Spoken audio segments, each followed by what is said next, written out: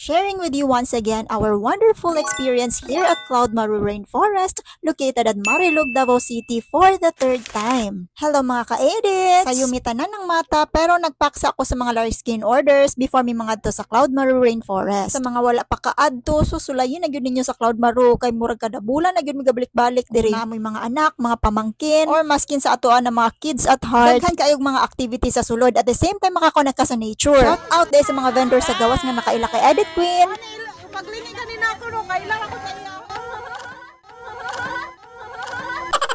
Very warm kayo ni sila mo welcome sa imuha, especially si Sir Datu. Naanata diri sa may entrance. O diri pa lang nagpicture-picture na ako mga pamangkin, ako mga ate. Sa first and second visit na mo kay kami lang family. But this time daghan-daghan jud mi karon kay ang family sa akong mga ate. O sila mama ug papa nga gikan pa jud og Digos. So kay gikan man mi sa Davao, nagmeet na lang mi sa Kalinan. Syempre di na pud makalusot ang Cloud Maru for the third time sa akong mga editing contents mo niyang isa sa mga behind the scenes ug diri ko nag-shoot sa my Dinosaur Park entrance area. Napaka mapalit diri nga mga merchandise sa kilid. Isa sa mga highlights nila kay kining moving realistic dinosaurs. Tulo na sila kadagko nga dinosaurs, pero ayaw lang napansinan ng isa ka dinosaur kay gi-edit ra ko na. Na-busy na jud tang kog shoot sa akong mga contents man wala na ko ka video sa akong family. And happy pug kaayo ko kay first time na mo nag-meet sa owner sa Cloud Maru na si Sir Alex. Grabe kabuutan ug ka-humble. Wow. Ako mo siyang ipaila-ila sa akong hobby ug sa akong family. So salamat jud kaayo Sir Alex sa imong special invitation sa ako ug sa akong family. Kini nga area kay isa sa akong mga favorite spot na mga duyan diri. Para relax kaayo sila mama ug papa. Napod sila bagong mga duyan diri. Diri nga side kay na ay shooting area labaw na sa mga bata, and sa kilid na ay archery. No po jud mo diri nga side labaw na mga bata. Na ay mga computer games, basketball na pangdagko ug pangbata, maka-billiards pug ka. Una isa sa mga playland nila and malingaw kayong mga bata diri. Pwede kadulaan, na ay slides, trampoline, ug mga toys para sa atong mga babies. Diri na puta sa lake, pwede mo diri mag mini boat o mag water bike. Kung magutom na mo especially sa snacks, naa sila lamig kayo nga tsokolate ug suman. Bugnaw kayo diring dapita ug presko kaayo. Nang lamig kayo higop ug init. Ug in fairness lamig kayo ilang pizza diri guys. Ganahan kayo akong tibok pamilya. Shout out guys ako mga in-laws diring dapita. After me nag-snacks kay gawa sa resto na ay rabbit feeding. Pati si Papa kay nalingaw pod og tan-aw. As in cute kayo mga rabbits. Kay makabitin jud ang day tour diri. I personally suggest nga mag-avail mo sa ilang accommodation. Na sila mga kubo diri para sa mga mag-overnight. Upat mi ka pamilyahan pero nasiguro mi sa tulo ka kubo. Nature pug kaayo ilang CR diri. Plus na pa joy hot shower og free use of towel. Sila pool diri nga nature pug kaayo. Excited na kay mga ligo ako mga pamangkin og ako mga anak.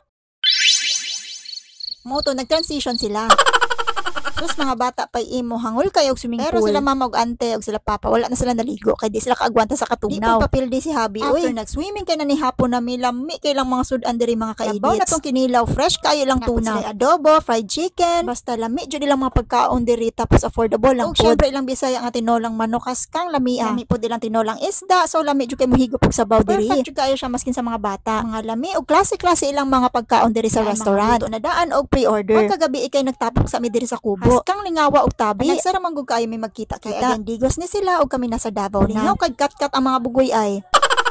Pagkabuntag kay daghan po kag mapilian diri sa ilang restaurant ng mga pang breakfast. Syempre nagtsokolate na pod mi. Katong second time namo diri kay wala pa ning rocking chair ug mga duyan. Dili po mag-ilog kay na itulo ka duyan diri pati ako ni Apil. Agkalami na lang jud mag-meditate diri mga ka-edits. Napoy mga duyan diri ug lingaw kayo ako mga anak ug mga pamangkin. Nagsabay-sabay gyud sila duyan. Ug kakapoy diri kay presko ug bugnaw ang lugar. Napod sila mini zipline para sa mga bata. Ug isa sa akong mga favorite kay kaning ilang ATV nga challenging kayo. Diri sa lake nila. Diri sa may lake kay naay mga purok. Curious ko aning hanging net nila so akong gitry. Ug relaxing po jud kay mo tambay diri. Diri side ka na sila zipline para sa mga dagko o pwede pod nimo sa bakon imong anak kung naakay gagmay nga bata. Fronting ni siya sa amo ang kubo. Gutan ni humanon kay nako ipakita sa inyo nga trivia. Maskin ako na curious kung anong Cloud Maru. It's because this is dedicated in memory of their daddy Lolo and mommy Lola na si Attorney Claudio and Marutas Montañez. That's it for today. This is your Edit Queen. Thank you for watching. We love Cloud Maru!